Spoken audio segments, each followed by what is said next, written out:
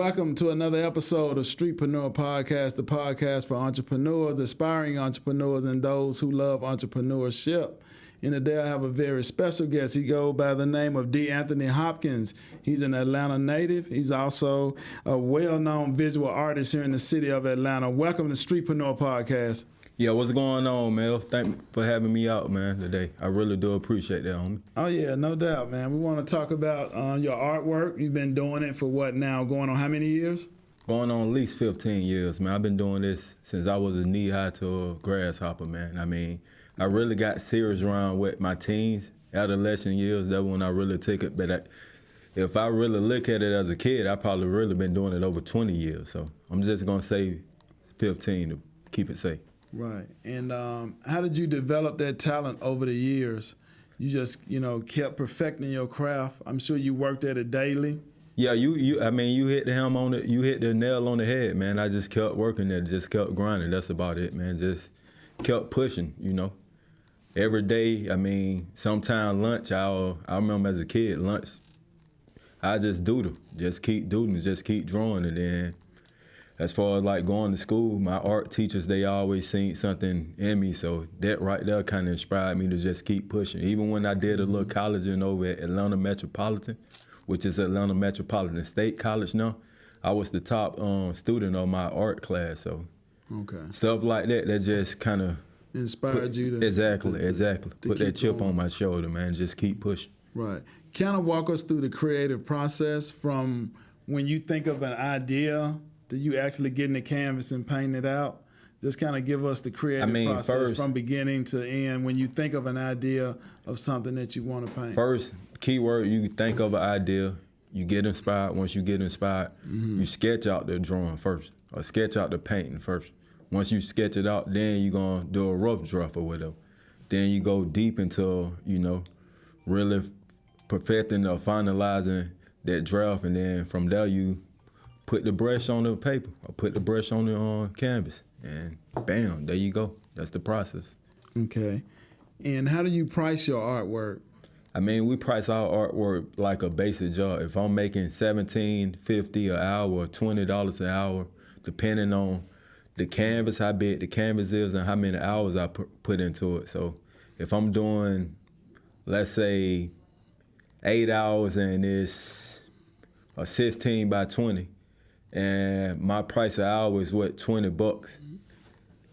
20 times 8 is, get the math? Yeah. Get what I'm saying? Yeah. And then let's say if a customer want to get it framed, charge for the framing as well. So, there's a lot of time that goes into it. So that's what most of those visual artists we go by, like versus a rapper or something like that. So they put time into their craft as well, but it's really time consuming when it comes to painting, drawing, things of that nature.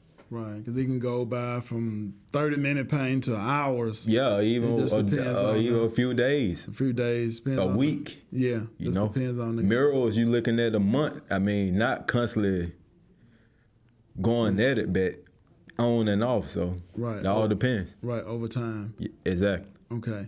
And what do you sell? Where do you sell most of your artwork? Man, I pretty much post up in front of like the little neighborhood, local mom and pop stores. I go in, get cool with the owners, talk to them, and they let me set up and do my thing in front of different establishments and stuff of that nature. I'm currently working on getting my own brick and mortar, like a own studio, own gallery. That way I won't have to do that. But in the meantime, in between time, I just kind of, go and post up little areas where I know popping or lit or whatever. So. Okay. At what point did you decide I can really do this and make some money? When did you decide to take it from being just a regular passion to start getting to the money?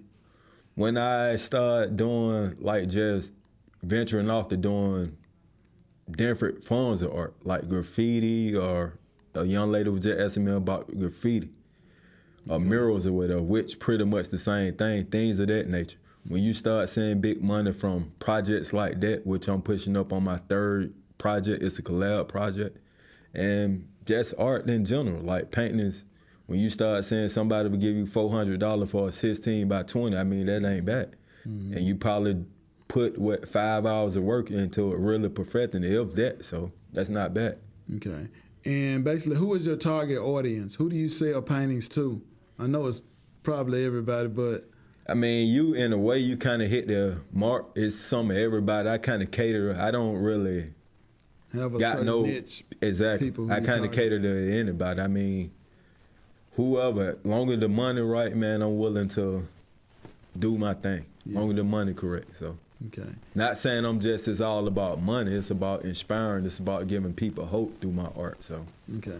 And for as art supplies and canvases and things of that nature, what would you say your startup cost would be, or what is the average cost that you spend in materials to continue doing your paintings? Well, art is an expensive hobby, so I could tell anybody, any newcomer, any new up-and-coming, aspiring artist, it take a little money to even get into art. Art is not a cheap hobby, so you're gonna at least come out your pocket $100. I mean, they're just trying to get your whole little studio or your whole little setup together. So. Okay.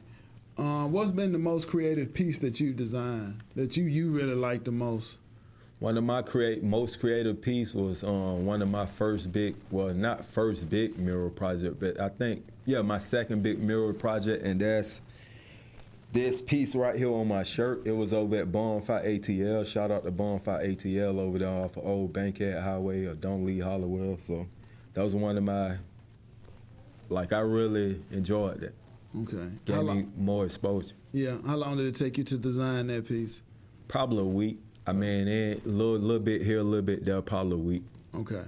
And what kind of new trends are you noticing that people are going towards right now? I mean, the NFT, it's sort of new, but not new, but it's still hot. And then we doing a lot of digital art nowadays. Like me, I'm more old school. I like keeping stuff just basic canvas, canvas paintbrush. But nowadays it's more digital, animated stuff like that. So. Okay. Is that something you're looking to get into in the future? Or? Of course. I'm always looking to expand and branch off. So, of course, man, most definitely. Okay. Do you think traditional art will always be around? Of course. That's not going to change? Yeah, it's not going to change at all. Actually, I'm trying to make art cool. That's why I'm in here now with my T-shirt, got on the little jewelry and stuff. I'm trying to bring it back, bring it to the table, make it cool, like if I was a hip-hop artist or something like that, but I'm a visual artist, so. Okay. And how important is networking? Networking is just building relationships with people that's in the art industry. I know you go to a lot of events. Networking is very important. I'm actually still building my street team. Like, it's good to get a good team around you. That way, like, when we doing murals and stuff like that, it wouldn't take as long because you got a team. Everybody got the same goal. Everybody have the same agenda. So things of that nature, man. Okay. And where do you see yourself as an artist within the next 3 to 5 years? Within the next 3 to 5 years, I see myself in the gallery. I should be monetized on my YouTube channel. Y'all make sure y'all go check that out at Create with D'Anthony. Capital C, capital W, capital D, no spaces, apostrophe in between the capital D and the capital A. Okay. Yep. And how do you stay motivated in this industry? I stay motivated by things that goes on. What keeps you motivated? Things that goes on around me. Then I'm just always trying to get better. I mean, this is my purpose, so they're gonna keep me grounded. They're gonna keep me going. Like I said, I use this not only for therapeutic reasons, but I use this to aspire, to motivate, to give people hope. So I think all us artists, we do that, no matter what field of art you in. So. Okay. You bought several of your paintings here today to show us. Just kind of walk us through and just kind of show us what paintings you bought for us today for my audience to take a look at. This painting right here, it actually is about inspiration. It's just here to inspire. I plan on gifting this to a community program that goes by the name of Westside Works or whatever. When I leave this podcast, I'm going to go over there, give this to them. Shout out to Jesse Buck. Shout out to Anthony Welch. Shout out to Alexis Mural. All y'all good people over there at Westside Works. So, and this one done with acrylic paint. You know, the basic 16 by 20. Okay. This could go anywhere easily $300, and I even framed it. I put the gloss on it as well. Okay. My next piece up, I sat on this for a minute, but I finished it up in 2024. This an all base painting of LeBron James. You know, all base is cost a little bit more than acrylic paint, so you know it take a little longer to dry as well. So this right here could easily go $300 to $400. So, you know. Okay. And then this right here, my last piece. This just a token what I want to give to the mayor of Atlanta, Andre Dickens, with everything he been cleaning up the streets with the gang violence and stuff of that nature. I think the guy been doing a wonderful job, so I kind of want to give this to him as my token of appreciation. Appreciation. Yep. Yeah, that's real big, man. All your paintings look good and definitely inspirational to a lot of people.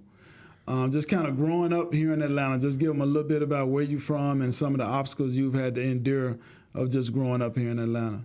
Well, first off, I was born and raised in Atlanta, Georgia.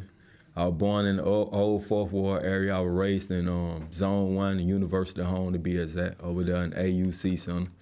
Like how they say the saying, man, I grew here, I didn't fly here. I'm a real graded baby.